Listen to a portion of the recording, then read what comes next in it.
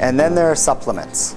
So there are a variety of supplements that you can take that have anti-cancer activity, that are truly anti-angiogenic.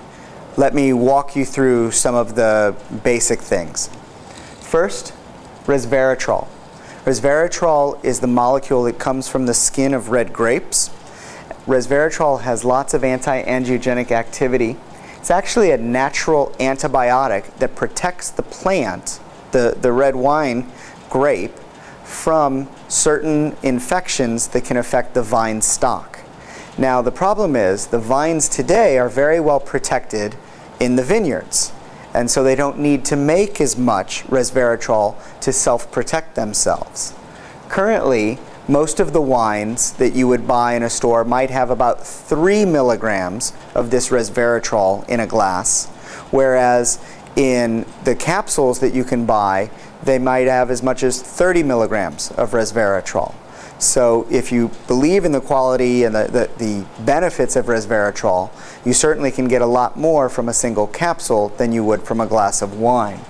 Another supplement that can have significant anti-cancer activity is curcumin, or turmeric.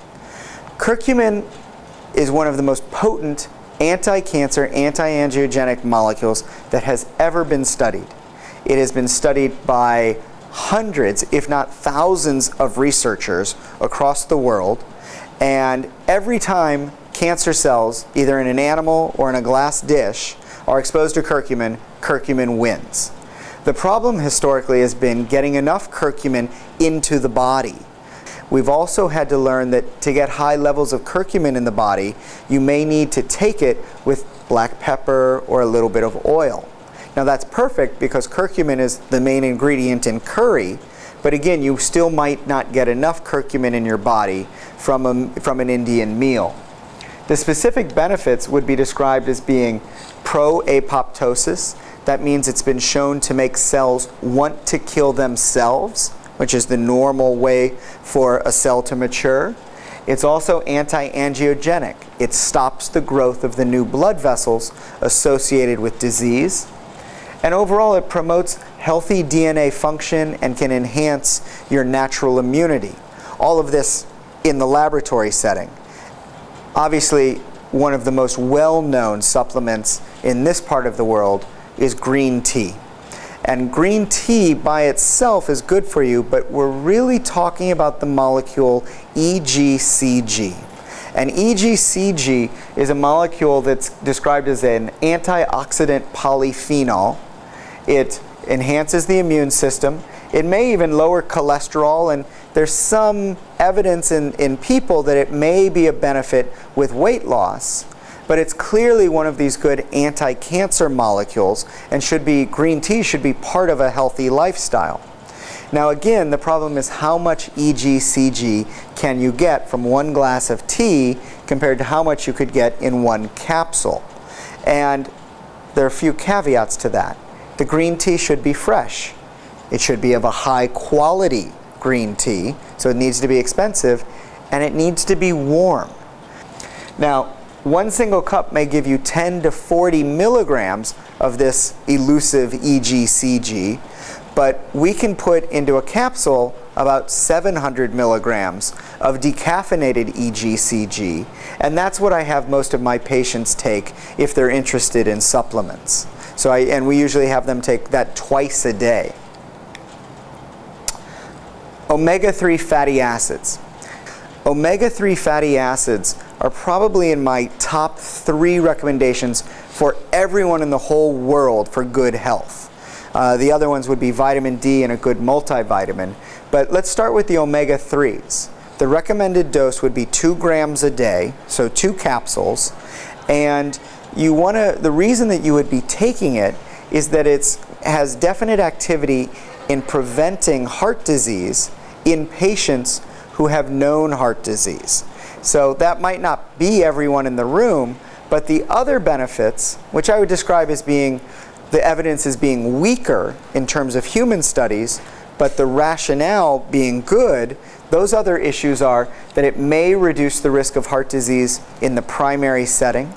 It can reduce the risk of cancers in the laboratory setting, particularly those common lifestyle cancers like breast cancer, prostate cancer, or colon cancer.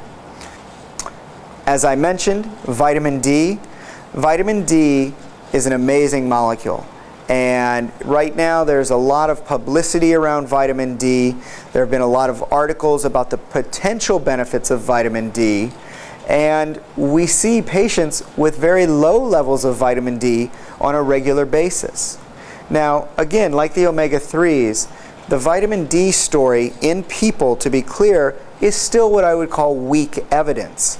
But the rationale is very strong, and the downside is minimal.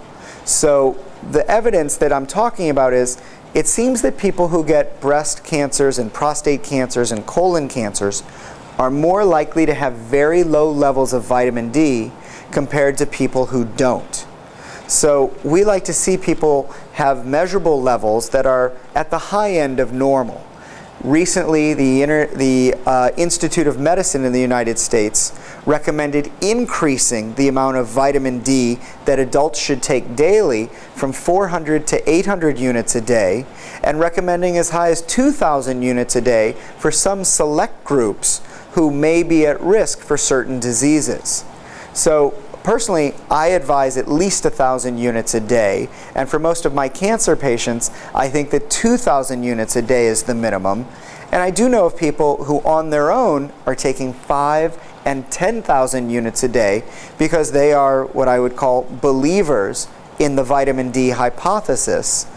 The last item I want to talk about is aspirin. Aspirin is a fascinating age-old molecule. Aspirin has been clearly shown to prevent second heart attacks in people who have already had a heart attack. Now, a lot of people take aspirin to prevent a first-time heart attack, but again, the evidence there is what I would call weak. The evidence for preventing a heart attack in those pre-existing patients is great. Super evidence. Everyone who's had a heart attack should take aspirin unless there's a specific reason not to. Now, we also use aspirin to prevent cancer. And a giant study, actually many studies have been done, but a recent giant study just showed a significant reduction in the chance of ever getting cancer for people who take aspirin on a regular basis.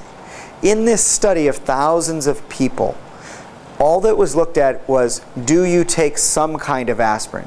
It doesn't matter if you take a baby aspirin or an adult aspirin or every day or every other day, but you really begin to look at people who have aspirin as a part of their life. And if they do, then the chance of getting the common cancers, colon, breast, prostate, really anything through the GI tract, the risk of those cancers goes down. Now, aspirin does have some problems. It can upset the stomach in some people, and it can increase the risk of bleeding. So you need to talk to your doctor about these risks and benefits of aspirin, but if you don't have any problem taking aspirin and your stomach is strong and you're a fit adult not at risk of falling, in my opinion, most people get much more benefit from aspirin than risk. But it's an important point that you should speak to a health practitioner about. That's really about it for what I wanted to get across today. We've talked about diet and lifestyle and stress and nutrition and certain supplements. And my take-home points are very straightforward. Eat smart. Remain active. Always remain active. Stay connected to your friends, your family, your community. And have a purpose. Know why you get up every day. Know what you're going to do and why you're here. These kinds of ideas, if you embrace them, I'm certain will help you live a healthier life. Thank you, and I'll take any questions that you might have.